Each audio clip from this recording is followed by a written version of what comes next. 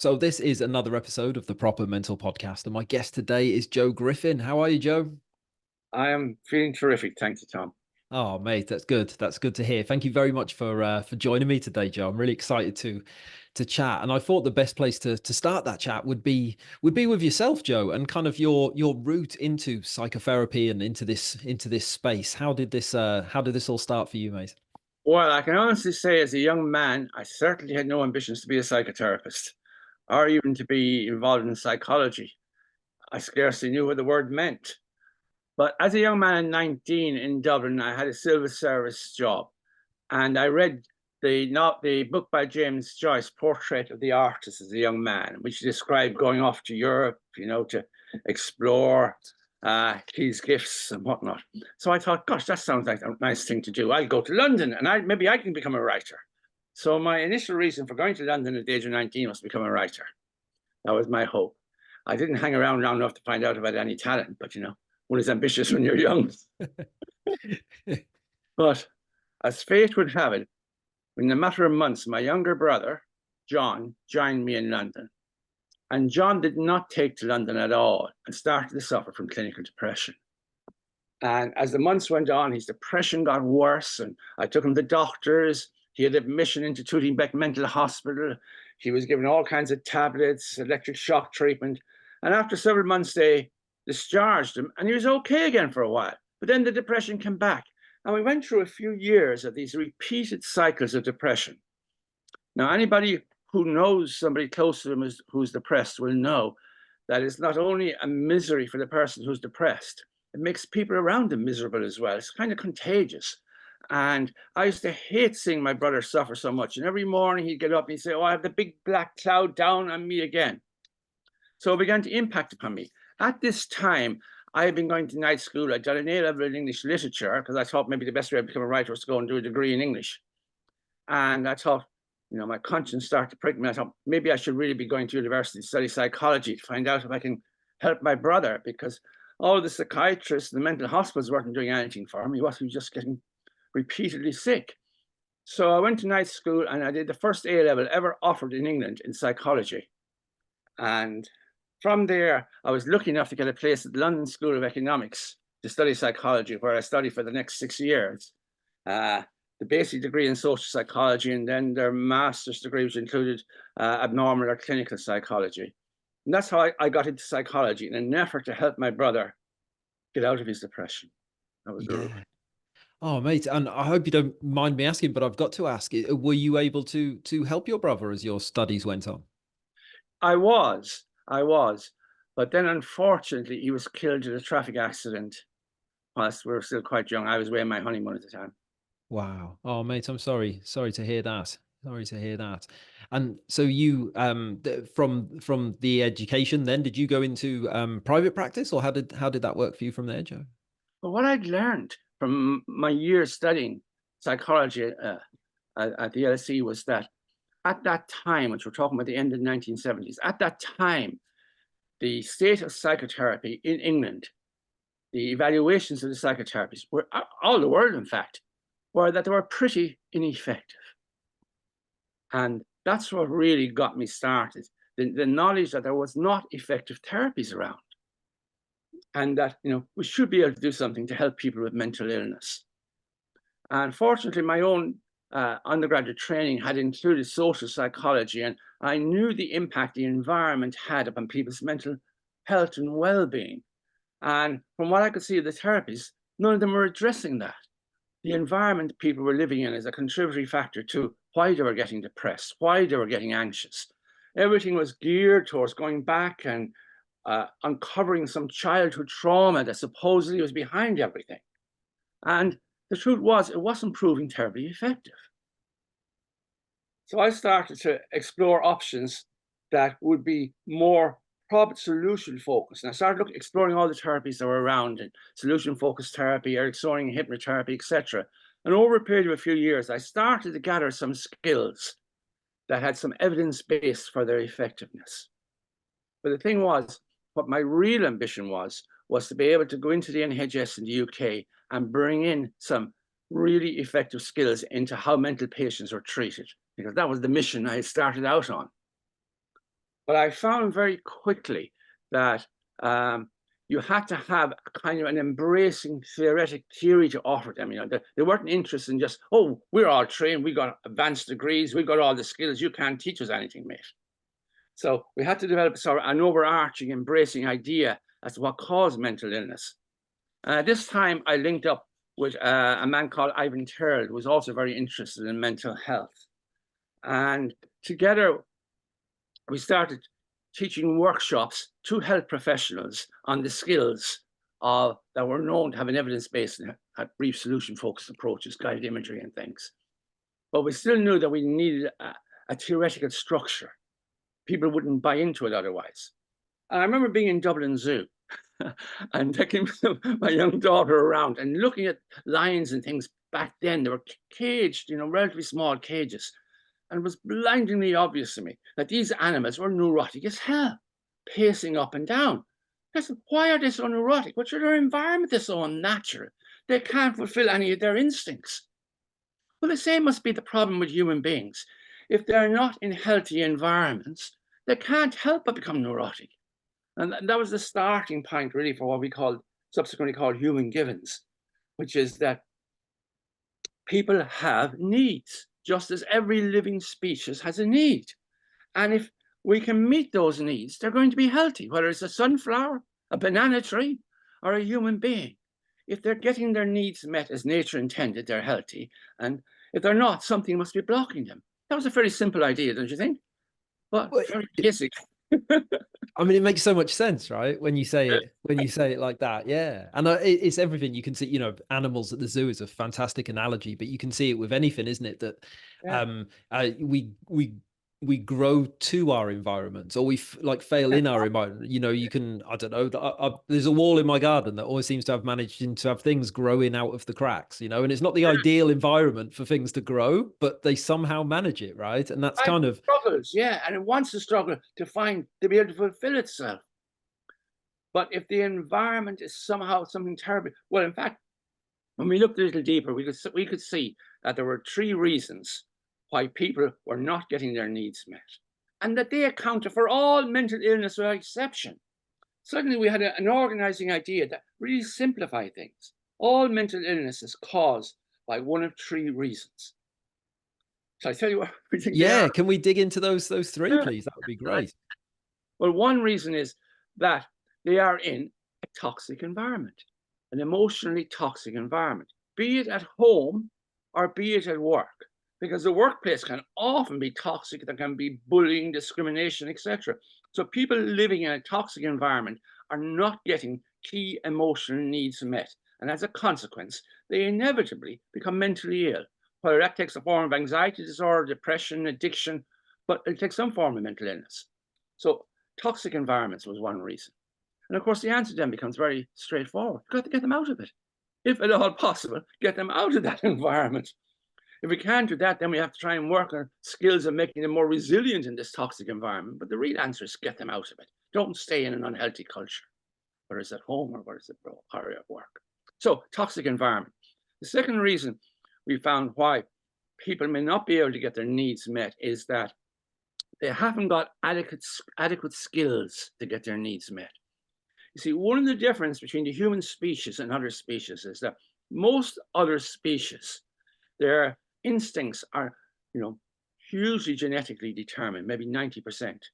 But with human beings, there's been a golden rule that's lasted more than 50 years, and that is human behavior is 50% genetic, 50% learned. Right. So for a variety of reasons, people may not have learned the environmental component to get their skills met effectively.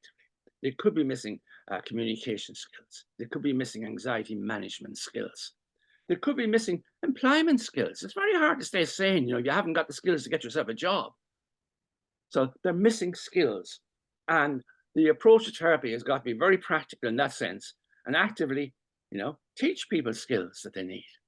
So people may be missing the skills to get their needs met. That's 2 of the barriers that prevent people from getting their needs met. And the third one is there's some damage to the guidance system inside the brain. See, every species has a guidance system that tells it how to go about getting its needs met. For example, a sunflower has a program inside it that tells it it's got to orientate towards the sun. It has a program that tells it how to capture sunlight and turn it into energy. So there are all these programs inside every species telling it how to get its needs met. And we're no different. We're a living species like any other. And we have these instincts, this guidance system, but it can become damaged. Like the most obvious way it could get damaged is some form of trauma. It could be physical trauma to the brain, like a stroke or dementia, or very often it's psychological trauma that's interfering with the way the guidance system is working and putting the person into a constant state of stress. So if you're constantly stressed out, nightmares and panic reactions, of course you can't be mentally healthy. Of course you can't get your needs met. So we would need the best evidence-based scientific approaches to removing trauma. And we have those, and they are enormously effective. So there could be trauma there, but more than trauma, people could also have their guidance system may be ineffective because, shall we say, neurodiversity. Some people have extraordinary skills in some areas, but they're less skilled in other areas. So, for example, people say on the autistic spectrum can be extraordinarily gifted. And we couldn't have civilization without the gifts of autism, and that is my firm belief. But at the same time, it's very often accompanied with a lack of intuitive skills around relationships and communication. So to help them get their needs met, they may benefit if they're depressed and they're mentally ill from teaching them some of these skills, but because the guidance system isn't working as effectively as it might for them. Yeah, again, that makes so much sense. I suppose, that's when being part of a society that works in a certain way. We live in a society where some people can really, really thrive. The school system's a great example, right? So the school system as it is really suits some people, and it really doesn't suit other people. But there isn't anything to like catch the people that it doesn't suit, right? So if you don't learn in a classroom environment, then you're gonna struggle, because that is the societal system that we all sort of signed up to unofficially. That is so true. And who it is failing most at the moment is boys. Girls are thriving in the academic system we have at the moment, and they're out passing boys in loads of subjects. But boys' brains, they need a bit of excitement about learning. They need to be involved in projects and seeing end results.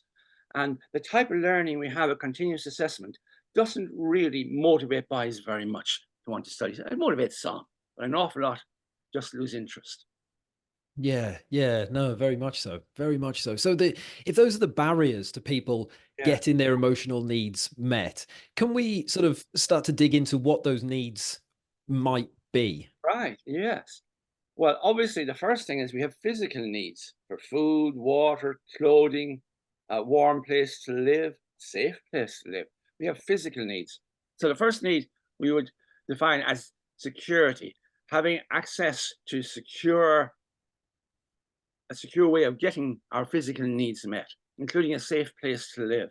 I remember getting a taxi ride from the airport in Chicago there a few years back to go and work with a company over there.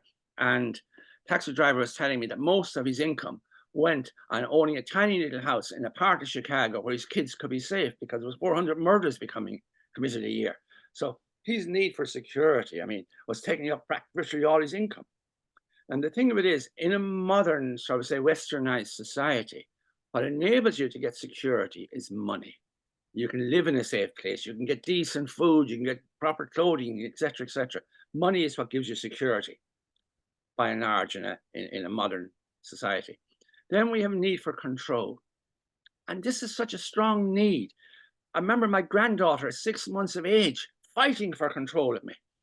My daughter at the time and her partner, they couldn't afford their own place at that time, and so they were living with us. And so I used to get the opportunity, which I enjoyed, of feeding my granddaughter at this age sometimes. And when I bring a spoon of baby food to her mouth, her need for control was such, she'd jam her teeth tight. And then I'd have somewhere near her something like a plastic spoon or something, and she'd pick that up and bring it to her mouth and open her mouth to suck on the spoon. And I'd get in fast with the food, because it was a war between us. Who was going to be in control of what went into her mouth?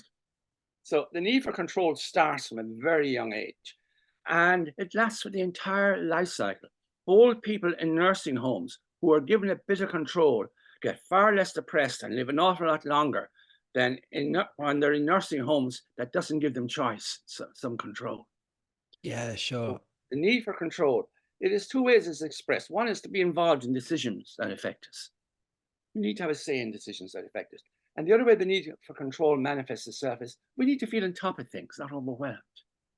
We're on top of things. So that's terribly important, control. Yeah, I suppose that kind of doubles back a bit to what you were saying about the workplace, right? Because if there's any environment where you're not going to have autonomy, where you're not in control of where you're going and what you're doing, quite often work takes that from us, doesn't it? You are so right. You are so right. And you can tell one of the ways you can tell a healthy work environment is in a healthy work environment, control is pushed down the hierarchy so that the people at the coal face of the power of making decisions commensurate with their ability to make those decisions. Whereas in an unhealthy environment, control is continually being pushed up the hierarchy and replaced by red tape. And that's neither good for the organization nor for the individuals. No, true. Yeah. Yeah, very much so. No, it was when you were talking about your granddaughter there as well. You know, I've got small children and like the biggest battles in this house are always about control, right? That's kind of what it all comes down to. And one, my wife and I are saying, our parenting saying, if we're ever in a situation and we don't quite know what to do, our family motto is, how hard do you want your life to be? That's what we always say. And sometimes just really, sometimes I think I'm only picking this battle for me. I'm not doing this as a parent. I'm doing this like for me. And if I relinquish control and like give it to my kids, they, 9 times out of 10, that solves the problem and everything calms down and no one gets hurt. And it's just the better way forward. That is a wonderful psychological insight to recognize that your children have needs and that we don't have to keep all the control. In fact, for them to be healthy, we have to allow them to make choices. Yeah, yeah, very much so. Yeah, it's funny how we yeah, sometimes make it all about us, right? When it should be all about them. But there you go. So that was control. What would be next on the list, Joe? Well, status or status, depending what part of the UK you're in, but status is terribly important. I mean, one of the most common reasons for murders, mainly in the US, is gangland murders, young gangs. And the most common reason they give for killing someone is they say, he dissed me, man. He disrespected me. So status is terrifically important. We all need to see respect in other people's eyes in order to feel good about ourselves. So that's very, very important. And those three bottom needs, I would call three the most basic needs, security, control, and status, they really comprise our ego. And they are biologically strongly programmed into us. We share them with the great apes. They're strongly programmed into us. And you touch those needs at your peril, because you will provoke a terribly strong reaction from people if you don't recognize the importance and be sensitive around those needs. Yeah. The next need I would draw your attention to is privacy, one you don't hear a lot about. But we actually need space to ourselves to get our head in order, to be able to see the bigger picture, to have a sense of who we are. And I often tell these young family men like yourself who are maybe rushing home from an office and then they're rushing into a household where they've got two kids going berserk and a wife who's stressed out or a partner who's stressed out. And I'm saying, how can you possibly cope? You need to take a little breather. Maybe just stay in the car for 5 or 10 minutes before you go into the house and just relax yourself. Just relax yourself, calm down. We need a little bit of space to get our own head in order. Now, if you're extrovert, you need less than if you're introverted, but we all need to be given some privacy. So that's a really, really important need. And then that brings me up to needs such as the need for community. We've evolved as we're social creatures, and we need to feel part of a community of people. Going back hundreds of thousands of years ago, this would probably be as few as 150 people, but we need to feel a part of a community of people with a common ideology, common values that we share. We know the values that we share, say, in a Western democracy such as the UK, but we share those common values and we regulate society according to them. And this gives us a sense of community. Then we need to narrow that focus down and we need intimacy. We need to have a few people in our lives with whom we can actually be who we really are with them, share our concerns and our worries and our hopes and our dreams, and know that they'll be treated with respect and they'll share them with us. We need intimate relationships. And of course, the physicality of intimate relationships is another aspect of it, but we need friends and as well as support. So we need society. We need society. We need intimacy, and we need attention. Attention is an extraordinary thing. I remember when one of my grandchildren was about 12 months old. I had her in my arms like this, and I was looking in the mirror, being narcissistic for some reason or other. And I shall never forget it. She put her hand on my face like that and turned it. Look at me. Her need for attention was strong.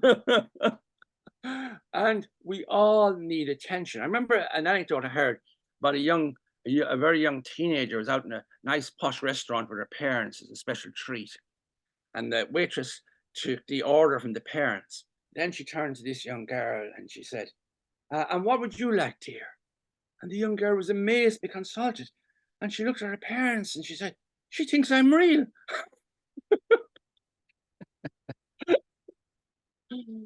Our sense of reality is dependent upon other people giving us attention and listening to us and interacting with us. So we all need to receive attention and we need to give it. This is especially important with children. Children, why is it that children, you've got young children, why is it children always want to interrupt you when you're watching your favorite program? You just want to say, look, just leave it for 10 minutes and I'll give you all the attention. But they know if they can get your attention now, they know you're making a sacrifice for them. Yeah. Oh, that's valuable attention. So if you Yeah. have the remote control and temporarily stop it and just give them 2 minutes attention, you'll be giving them a fantastic experience. Oh, and that's such a simple thing to do, right? Such a Yeah. simple thing to add into day to day. Yeah, because my kids do that all all the time. Yeah. Oh, that's I yeah, just that's I just mentioned two more of these, and then we can. please. The need for achievement. We all need to feel that we're having an impact upon the world, that we're doing something, that we're not an irrelevance. And you can get a sense of achievement from anything, from just washing up well, doing a bit of housework. I'm especially talking to men here. But a sense of achievement in any area, doing the garden. But ideally, we would love to get a sense of achievement in our workspace, that we're doing something worthwhile. That's wonderful. And the final need I'm going to mention is the need for meaning and purpose in our lives. We have to be challenged and stretched and feel we're growing and developing. I honestly believe that's the most important reason why we're even on this planet, is to grow and develop our potential as human beings, become our best selves, to continue to develop. And I believe that development can take place until the day you die. You don't ever have to give up on that. Yeah, yeah, completely agree. I suppose by doing that, we're improving the environment for the next generation, right? Which is kind of Absolutely. we're paving the way to keep our species going, to look at it from a evolutionary point of view. So you can't retire a human brain and stay healthy. A human brain, in some respects, is like a muscle. It has to be challenged. It has to grow and develop and be interested and be involved in life, no matter what age we are in the life cycle. Yeah, very much so, eh? Very, very much so. I work in so like this is half my job, and the other I have a different job is the other half of my job. But I work in like the rehab space, you know. So I help people to solve pain problems and sports Wow. injuries and stuff like that. And I always say that I say age is not a limiting factor when it comes to the physical side of the, you know, we're designed to keep you know, adapting to our environment and getting physically stronger up until the day that we are no longer breathing, and that's just, you know, the brain is exactly the same, right? Exactly the same. Yeah. So like what one thing that really jumped out to me when I was you know, reading up on the human givens approach and looking at the needs, and what was amazing to me is I was looking at them through my perspective, right? So a few years ago I was really struggling with my mental health, and it how I ended up, you know, having this podcast and doing the different things that I do is where it came from. And when I look at me there, at the time when I got really, really ill, I thought it came out of nowhere because I didn't really know anything about mental health. And Right. now I know that that's not the case. I now know it was bubbling under the surface for a very long time. And Right. when I was writing down the essential emotional needs from the human givens approach and Mhm. thinking about me then and how many of them weren't being met, and now how like I'm doing really well now and they are all being met in different ways, but I didn't have a system to get me here, right? So it was almost like trial and error, lots of therapy, lots of trying Yeah. different things. But it was amazing to kind of like yeah, to look at my own experience and through things I've learned from speaking to other people through doing a lot of episodes of this show, it just makes so much sense to me. It just really landed with my own experience. I mean that's not really a question. I'm not quite sure where I was going with that, Joe, Well, but it's a very interesting observation. Could I, would it be too personal if I asked you what needs you felt were challenged? yeah, at the so many of them. So at the time, I had I live near Liverpool now. I'm originally from Wales, so I'd moved here because I met my wife, and even though we'd been together for many years when I moved here, but I moved somewhere where I didn't know anyone, so I was Mm. very lonely. I didn't have community, right? I didn't have those small interactions with the postman and the man around the corner that because you used to go to school with him and all those sorts of things. Um, and I kind of like lost my way a little bit. I think identity was a real problem as well. I kind of didn't really know where I was going in life. I didn't have purpose. I didn't have a lot of hobbies. I didn't have a lot of those sorts of Yeah. things going on. I had a job I didn't like, and there was a lot of stress and a lot of what we would say is a toxic environment. I didn't have a lot of autonomy. I didn't get to I just got told what to do every day and I didn't bloody like it. We're living in an emotional desert. No wonder you Yeah, yeah, very much so. was under pressure. And the interesting thing about it is the more emotional needs not being met, the greater the risk of suicide. It's not the depth of depression that predicts if somebody's going to kill themselves. It's the amount of needs not being met over a long period of time that makes them vulnerable to suicide. It doesn't come from nowhere. Uh, Yeah. you- Sorry, go ahead. No, sorry, go for it, Joe. You can come across shelffuls of books on suicide, all most complex explanations about alienation, this and that and the other. But the explanation why somebody kills themselves is really simple. It's because they have no hope of a better life. That's the universal reason why anybody kills themselves. They have no. It's not. People will not kill themselves if they have hope of it. They may be in all kinds of suffering now, but if they think it can end, they won't kill themselves. But if they have no hope of a better, that's the universal reason why people. Yeah, I had a few episodes back. I had Rory O'Connor on, and he we did talked a lot about suicide. That's where his research has always been, and something he talked to me that really stood out is he talked about the everydayness of people who take their own life. And it tend to be more like the chipping away over time, the everydayness, the slow drain on, as you would say, not having those needs met over long periods of time. And it's the long period of time that interests me because we are so resilient as human beings that we can really suffer, can't we, for a long time before we get help or before it comes to a head or before we make drastic decisions. These things we can have these needs not met for a long time, can't we? And just kind of suffer in it. Can. But when we reach a point where we have convinced ourselves it's never going to get better, that's the vulnerable point. As long as you got hope, okay, this can drag on, but there are still treatments I haven't tried. There's still other possibilities here. Maybe I haven't met the right person yet. Maybe I could go to college and get some kind of a qualification. As long as you got hope, you're not going to go into that dark place. But Yeah.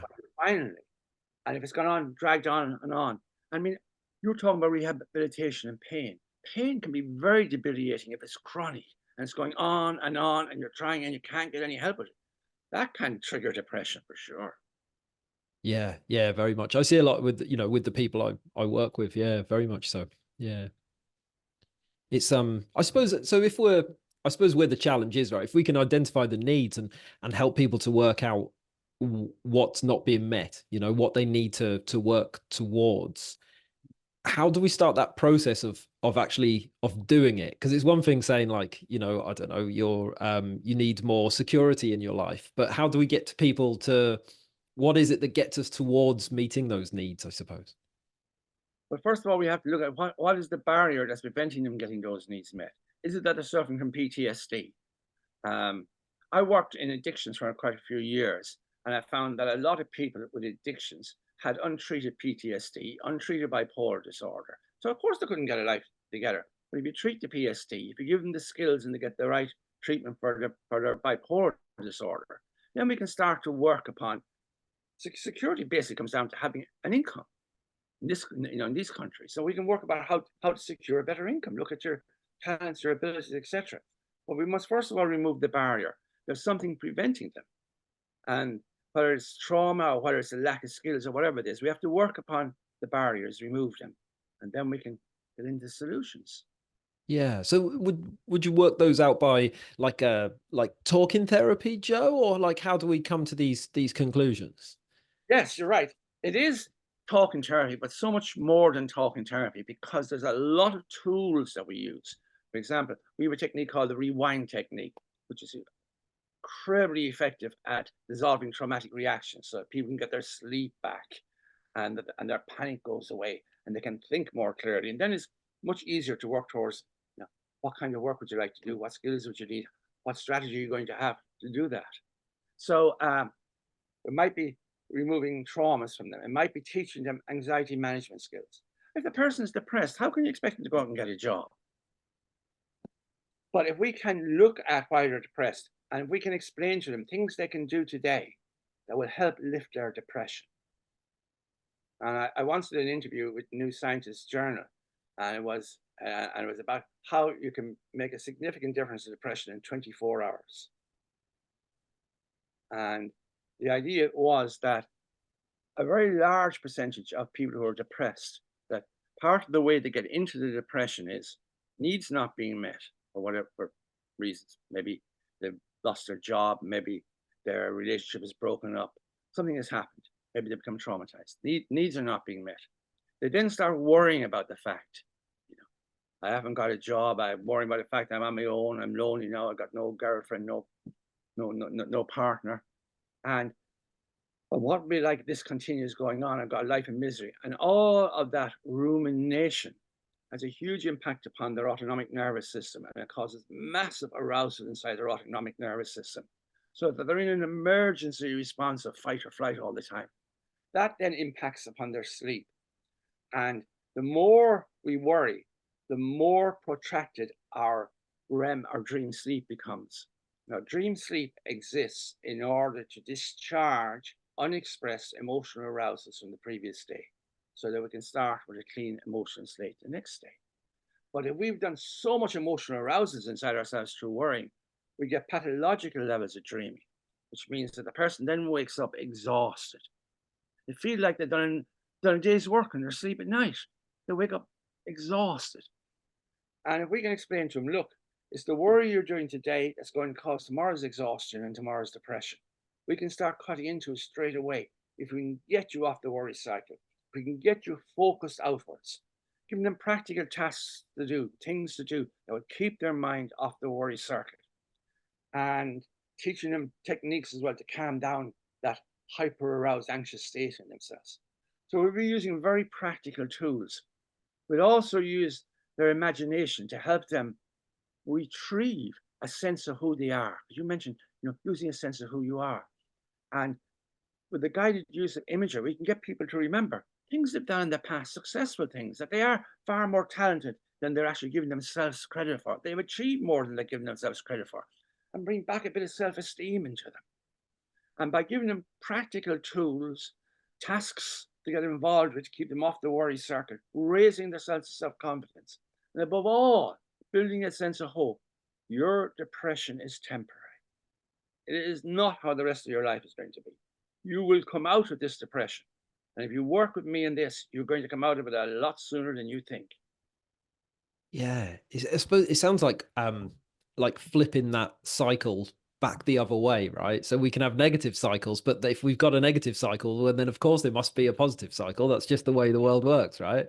So I suppose because you can see why that process would just keep going round and round and round. And that was, I mean, it was sounding very, very familiar when you were saying that. To be honest, Joe, I kind of recognized myself in that. But yeah, this idea that we can break that cycle and start to rebuild it the other way in a positive way, then yeah, that makes lots of sense, right? Can I tell you what I think is an extraordinary thought? I mean, depression is so widespread now. You'd wonder, wouldn't you know, why are we so prone to it? And I think the reason, it's not my own idea now, I've read this, but I concur with it. I think the reason for it is this, is that back in earlier periods in human evolution, we lived in much smaller groups.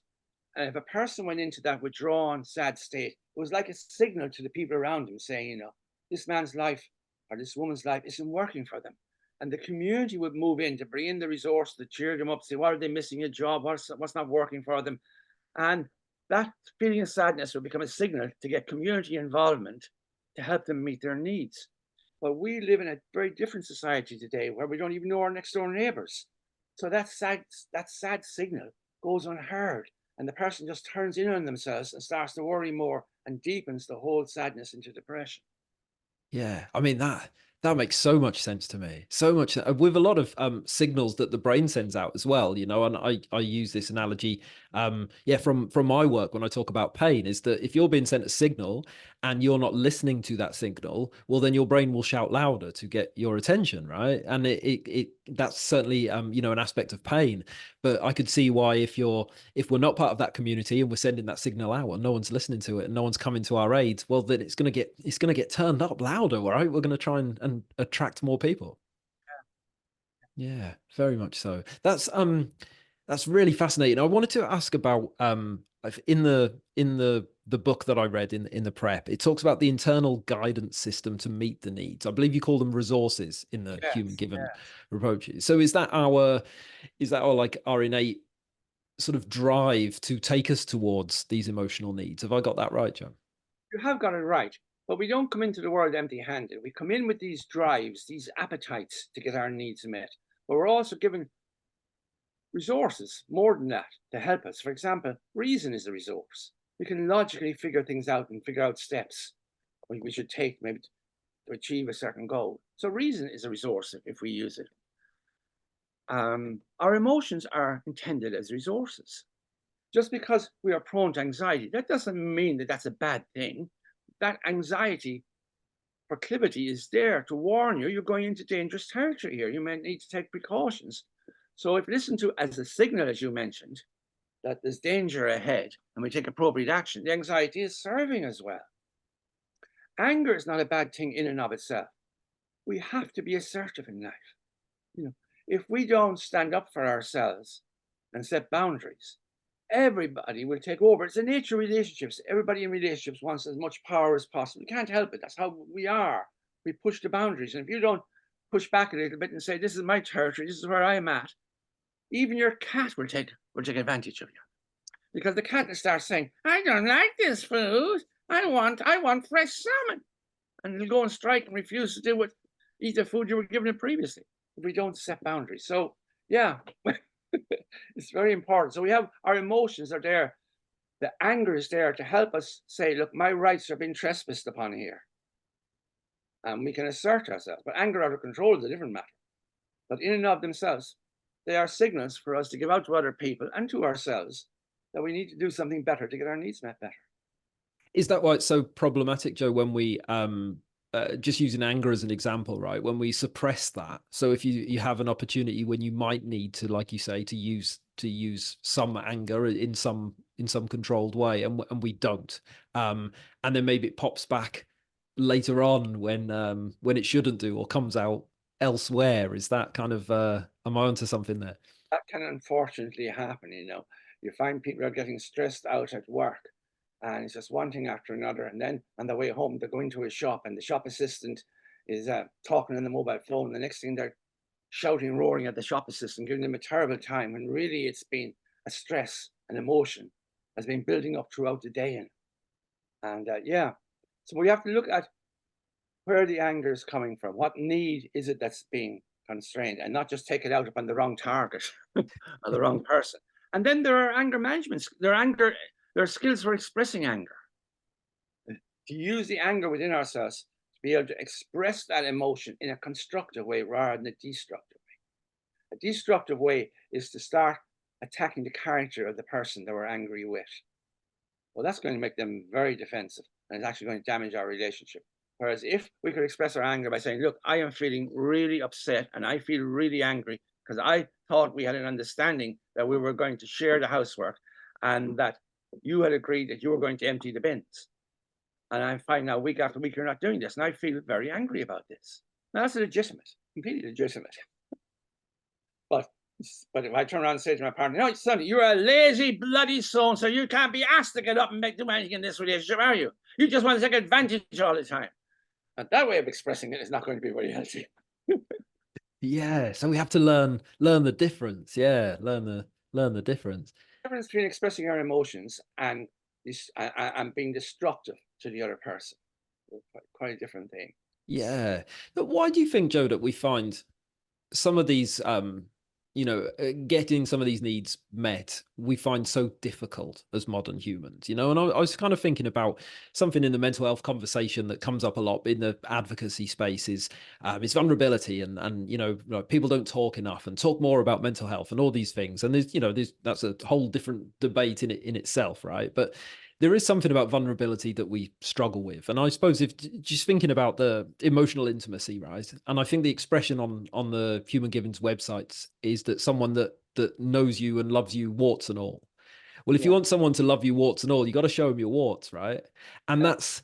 that can be difficult for us, right? So there's if some, I don't know, what am I trying to say? I suppose sometimes it's almost like we get in our own way from having these needs met. Does that make sense, Joe? See, and coming back to the question that you prefaced that with, Hmm. why are we so prone to mental illness today? And the reason is we've created an environment in which it's extremely difficult to get needs met. And it's extremely difficult. We're under so much stress and pressure in our jobs and pressures in the commute and pressures to try and find if we're working, both parents are working, how do you get your children looked after when you're at work and baby? It's all horrendously expensive and horrendously stressful. It is very difficult. Then on top of that, we expect too much of each other. We think that because we got into a long-term relationship with someone, that they should be able to make me happy. Wow, that is too much of a load to put upon another person's shoulder. You are responsible for me feeling good. No, no, you can't put that on one person. That's supposed to be the work of a community. So I think we often have too high an expectation of each other, and we don't have enough tolerance because we're all damaged human beings one way or another. We've all been damaged. We all have our neurotic bits and whatnot. And if we could just make more allowances for each other and not have such high expectations of each Yeah. other, get along a lot easier. And the thing is, the purpose of a relationship is mutual need satisfaction. Yes, I should be helping you get needs met, but you are equally responsible to help me. I mean, when I do sometimes do couple counseling, I find the men look at me and their jaws opens. You mean my wife has got needs? You mean she actually needs to go to go to evening class and do that course? Yeah, yeah. Or why does she need to go out for a job? I'm earning enough for her to stay home full time. But she's a need for achievement in her own right, a need for status. And what are you talking about, man? I suppose that's the society, isn't it? Again, that comes down to society, like a particular way of thinking that gets drummed into maybe a demographic of people, and then they see the world through those eyes, and then it's going to stunt us in some ways. Relationships are difficult at the best of times and they require a lot of work. Where the relationships at work or relationships at home, they take work, don't they? Yeah, they certainly do. Yeah, they they certainly do. There's a few bits I wanted to touch on, Joe, just before I'll let you go. And they're parts of the human givens approach that really kind of jumped out to me as something really, really interesting. But you kind of touched on it before, but it was the role of storytelling and metaphor. And that's not really something I've seen talked about outside of the human givens space. So yeah, how can we use those sorts of things to help us to heal? First thing is that every night we dream in metaphor. Um, when we dream, it's about stuff that we got emotionally aroused about during the day, but one reason or another we couldn't act out. Maybe, we really wanted to tell our boss off, but didn't want to get sacked, so we had to suppress that emotion. But nature helps us discharge these emotions through dreams at nighttime. But nature pattern matches the original event. So it's a metaphor because we can't have you dreaming that you actually did punch your boss and next day not being sure, did I really punch him or not? It lead to an awful lot of confusion. So we dream in metaphor. So it's totally natural to it. Metaphor is the natural language of the human brain. And it can be a very powerful way of communicating with people at a very simple level. For example, let's say I'm counseling somebody and they're a bit depressed. And I think that certain actions on their part would help them. Now, there's a good chance if I just go and say, you should do this, this, and this, they might turn around and say, no, thought about doing that, it doesn't work for me. But if I can tell them a little story about another client, fictitious or real, but generically true, who had a very similar situation to theirs, and they tried doing this and this and this, and it really helped with their depression, that doesn't feel so invasive, putting it into a little story like that. And they might say, yeah, it wouldn't work for me, mate. Now, I haven't broken rapport because that's not going to work for them. I need to take a different tack of that person. Or they might say, gosh, that's interesting. I wonder would that work for me? You say, well, you think it might be worthwhile giving it a try. That's on a very simple level. There's all kinds of uses for stories. Can I tell you a story to illustrate a story? Yes, please. It said back a long time ago that there was this king who was prone to mood swings. And when he got high, he got really optimistic, and he started off all kinds of projects in his kingdom and get doing this, building new cathedrals, new buildings, this, that, and the other. But then he'd get depressed and he'd just scrap it all, and he'd think nothing is worthwhile, and his mood would go really down. Well, after a number of years of these mood swings, he was getting fed up with them. So he called in the wisest man in the land, and he said, I want you to give me some help.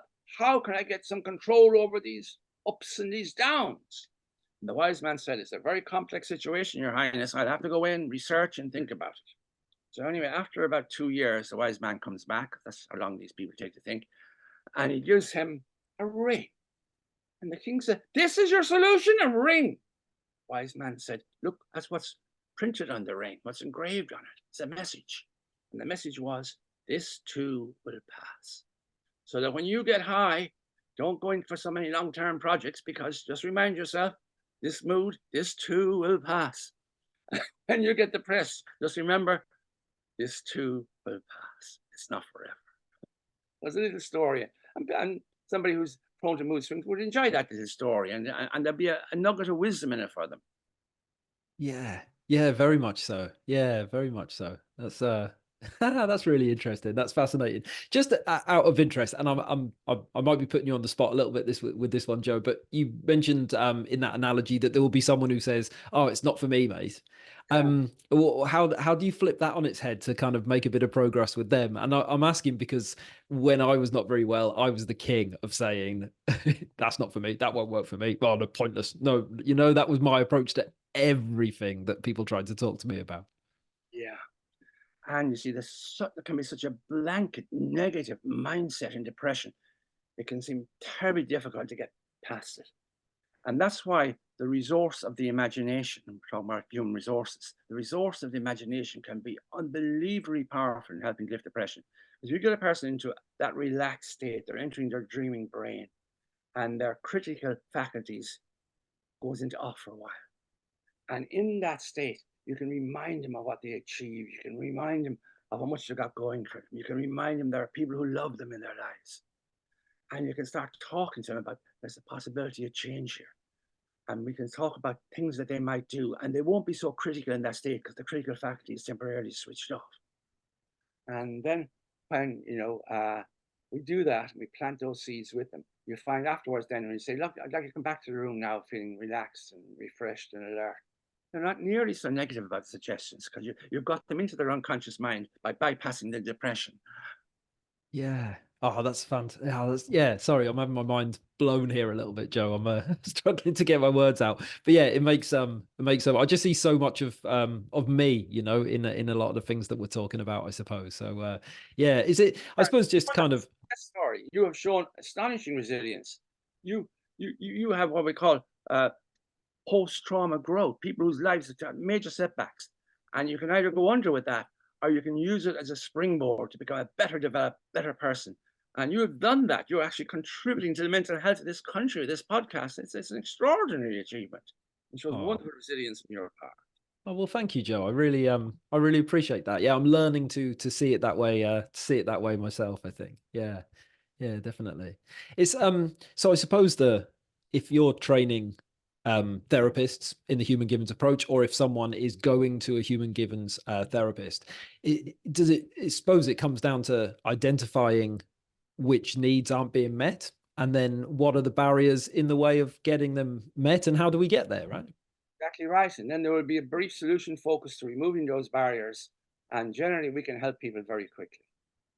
I say to clients when they contact me, because I still like to do therapy, I say to them, if you're not seeing an improvement within the first few sessions, then this is not for you.